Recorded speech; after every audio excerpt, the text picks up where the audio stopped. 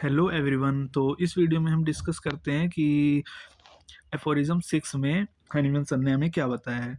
Aphorism 6 में Hahnemann sir हमें कहते हैं कि फिजिशियन को एक अनप्रिजुडाइज ऑब्जर्वर होना चाहिए। फिजिशियन जो होता है होम्योपैथी में, वो एक कीन ऑब्जर्वर होता है कि वो पेशेंट को देख करके ऑब्जर्व कर लेता है, ठीक है, कि क्या क्या उसमें अल्टर्ड चेंजेस आए हैं। किससे अल्टर्ड चेंजेस? हेल्दी स्टेट से अल्टर्ड चेंजेस, कि हेल्दी स्टेट में और अभी मॉर्बिड स्टेट में क्या क्या चेंजेस आए हैं। तो मॉर्बिड का मतलब होता है डिजीज्ड, मॉर्बिड स्टेट का मतलब हो गया डिजीज स्टेट, ठीक है। तो वो ऑब्जर्व तो कर ले लेकिन जज ना कर ले, अपने पास्ट एक्सपीरियंस के इसके बेसिस पे वो कंफर्म कर कर ले, ऐसा नहीं करना, ठीक है। कि ऑब्जर्व कर लिया, ऑब्जर्व तो वो करता है, ऑब्जर्व करके तुम्हें कोई कंफर्मेशन नहीं देना है कि हाँ इसको पक्का यही बीमारी है, मैं यही दवा लिख के दे देता हूँ। तो हमें अपनी तरफ से एकदम अनप्रिजुडाइज रहना है, ठीक है। पेशेंट आया है, उसे बोलने दो कि उसे क्या तकलीफ़ है, कि उसे किस किस टाइप के सिम्टम आ रहे हैं, what he is having with, what he is suffering with, what type of pain he is having, उसे सब बताने दो, ठीक है।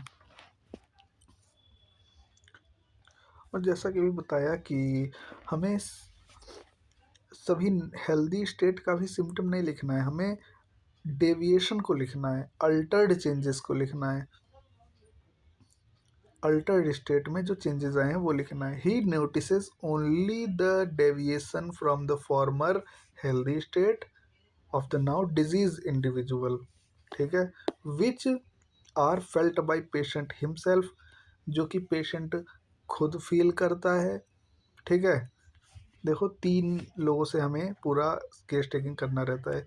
एक पेशेंट क्या फील कर रहा है खुद से, वो देखना है, और उसके अराउंड कौन है, उसके अटेंडी, ठीक है, उनके साथ जो आए हैं अटेंडी, और तीसरी चीज़ जो फिजिशियन ऑब्जर्व करेगा, ठीक है। ये तीनों चीज़ें हमें बात दिमाग में बात ध्यान रखनी होती है कि जब भी हम केस टेकिंग करते हैं।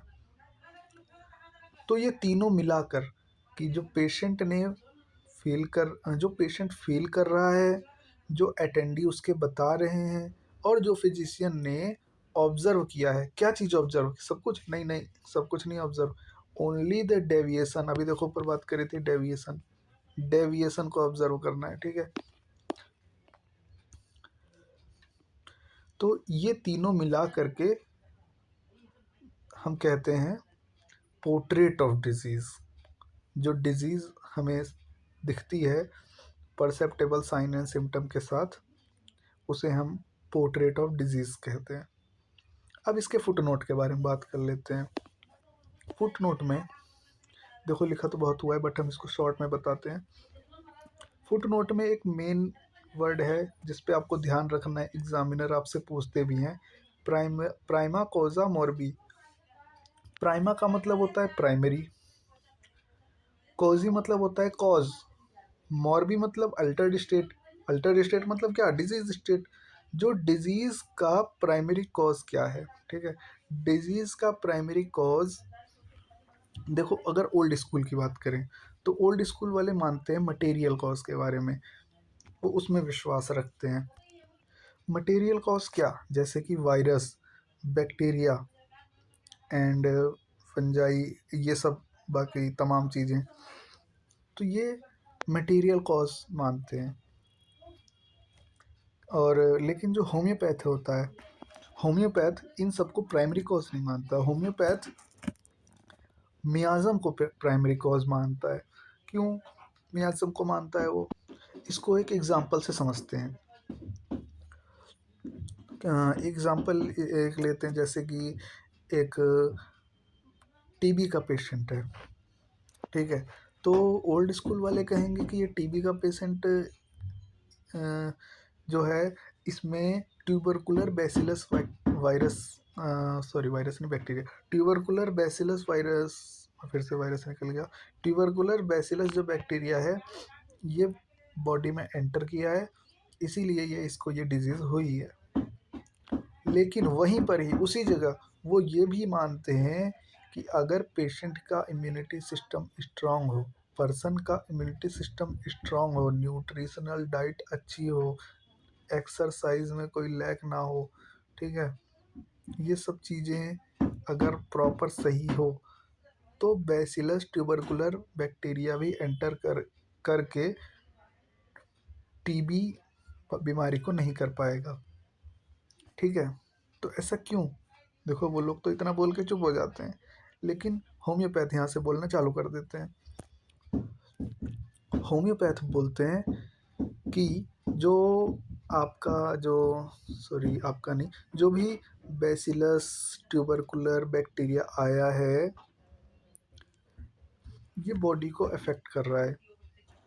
ठीक है, और ये बॉडी को कब अफेक्ट करेगा? जब वाइटल फोर्स डिरेंज होगी। और ये वाइटल फोर्स डिरेंज क्यों हुई है?